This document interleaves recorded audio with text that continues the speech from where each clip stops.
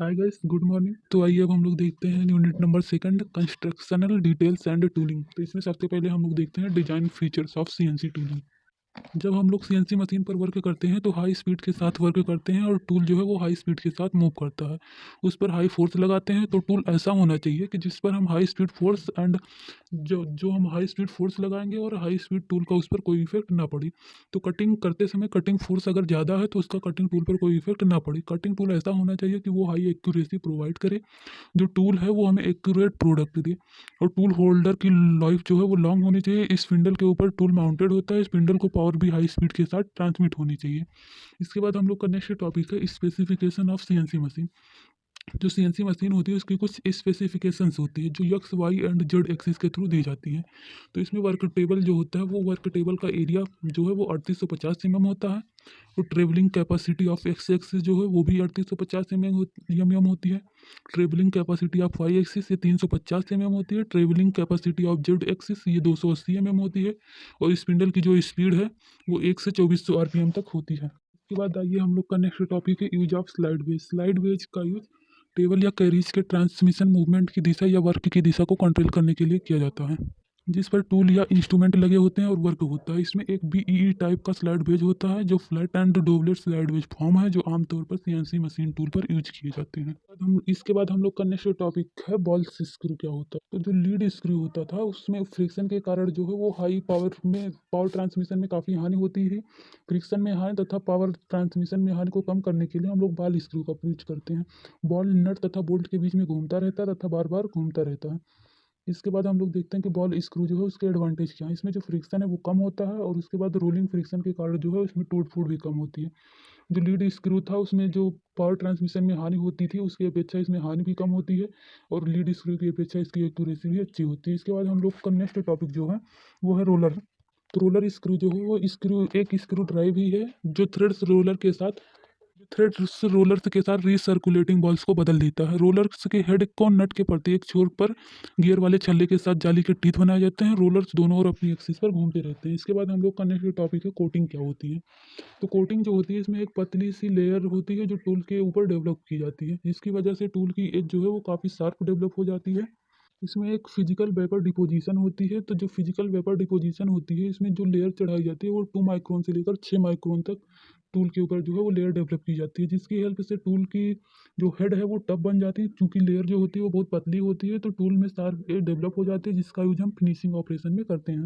इसके बाद हम लोग नेक्स्ट देखते हैं कि सॉर्फ रिमूवल क्या होती है। तो मशीन में जो चिप्स जनरेट होती है उससे सॉर्फ कहा जाता है। जो हम लोग मशीन चलाते हैं जब टूल की कटिंग करते हैं तो उसमें जो चिप्स निकलती है उसे ही सॉर्फ कहा जाता है। तो जो चिप्स होती हैं वो 3 टाइप्स की होती हैं। एक सेगमेंटल चिप्स होती है, एक कॉन्टिन्यूस होती है और थर्ड जो होती है वो continuous chips with built up edge. तो इसमें जो है वो कॉन्टिन्यूस जो चिप्स होती है वो बार बार जब हम लोग कटिंग करते हैं तो चिपक जाती है। इसमें कॉन्टिन्यूस चिप्स को हैंडल करना और उससे डिस्पोजल करना बहुत ही कठिन होता है। इससे जो प्रोडक्ट है उसकी क्वालिटी पर भी इफेक्ट काफ़ी पड़ता है। लगातार चिप्स निकलती रहती है तो वर्क करते रहने पर चिप्स जो है वो उलझ जाती है। यह कटिंग ऑपरेशन में बाधा उत्पन्न करता है, जिससे ऑटोमेटिक कंपोनेंट लोडिंग और एटीसी प्रभावित होते हैं और सीएनसी ऑपरेशन करते समय मशीन को रोककर जो चिप्स है उसे हटाना पड़ता है। तो इसीलिए हम लोग सॉफ्ट रिमूवेबल जो है उसका यूज करते हैं ताकि जो चिप्स है वो बार बार अपने आप हट जाए। इसके बाद हम लोग का नेक्स्ट टॉपिक जो है वो है सेफ्टी एंड गाइडिंग डिवाइस। तो इसमें अब हम लोग देखते हैं कि सेफ्टी क्या होती है और गार्डिंग डिवाइस मतलब कि किसी भी मशीन की सुरक्षा और उसकी सुरक्षा के एलिमेंट क्या क्या होते हैं। तो मशीन एलिमेंट एंड वर्कपीस की इसमें सेफ्टी की जाती है, ओवरलोड प्रोटेक्शन और क्लैंपिंग सेंसर। तो सीएनसी मशीन का संचालन करते समय हमेशा यह सुनिश्चित करें कि आप जो है वो ईयर अरेमेंट यानी कि कान आयुध और जो है वो सेफ्टी ग्लास हमेशा पहने रहें। और जब हम लोग वर्क कर रहे हैं तो उसमें शूज वगैरह हमेशा अच्छे से पहने रहें। और सेफ्टी का हम लोग अपना मतलब जो हम वर्क करते हैं उनको अपनी सेफ्टी का पूरा ध्यान रखना चाहिए। जो cutting tools various types of cutting tools हैं, इसमें हम लोग ने कटिंग टूल्स के बारे में पहले पढ़ा है, single point cutting tool and जो है मल्टी पॉइंट कटिंग टूल। इसके बारे में हम लोग लिख लेते हैं। इसके बाद हम लोग नेक्स्ट टॉपिक देखते हैं ओवरव्यू ऑफ टूल होल्डर। तो टूल होल्डर क्या होता है हम लोग देखते हैं। टूल होल्डर जो होता है इंसर्ट वो क्लैम्प करता है या सीएनसी मशीन के अंदर लगा होता है। टूल होल्डर जो होता है वो क्लैंपिंग सिस्टम के द्वारा इंसर्ट को अपने अंदर फिट करता है। और अगर हम लोग जो है वो एलन की हेल्प से क्लैंप को ओपन कर सकते हैं। अगर हम लोग को इंसर्ट को चेंज करना है तो उसे चेंज कर सकते हैं उसे खोलकर। इसके बाद हम लोग का है different pilot system and automatic tool changer. तो सबसे पहले हम लोग देखते हैं कि डिफरेंट पायलट सिस्टम क्या होता है।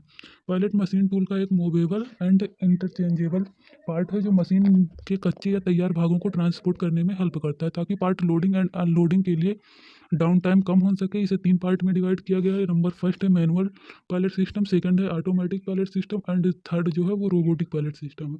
तो सबसे पहले हम लोग देखते हैं कि मैनुअल पायलट सिस्टम क्या होता है। ऑपरेशन को मशीन टेबल के हेड पर स्थित और माउंट किए गए डॉकिंग स्टेशन से तैयार हिस्से के साथ पायलट को फिजिकली लोड एंड अनलोड करना होता है। इसके बाद नेक्स्ट है हम लोग का ऑटोमेटिक पायलट सिस्टम। ये सामान्य रूप से मशीन के अंदर लगा होता है और मशीन द्वारा ही ऑटोमेटिक रूप से वर्क करता है। या ह्यूमन इंटरविजन पायलट स्टेशन पर भागों की लोडिंग एंड अनलोडिंग से आता है।